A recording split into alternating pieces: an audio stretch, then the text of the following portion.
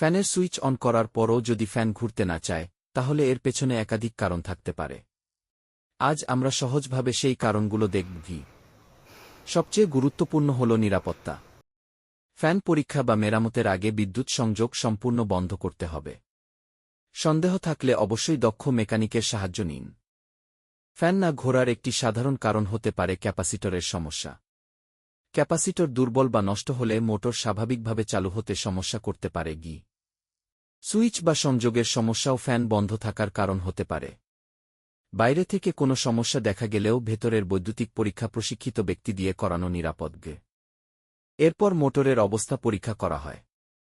মোটরের ভেতরে সমস্যা থাকলে শুধু ক্যাপাসিটর পরিবর্তন করলেই সমাধান নাও হতে পারে। ভিডিওটি ভালো লাগলে লাইক, কমেন্ট ও শেয়ার করুন। এমন বাস্তব ফ্যান মেরামতের ভিডিও পেতে আমার চ্যানেলটি সাবস্ক্রাইব করে পাশে থাকুন। আপনাদের ভালোবাসাই আমাকে আরও ভিডিও তৈরি করতে উৎসাহ দেয়। ধন্যবাদ।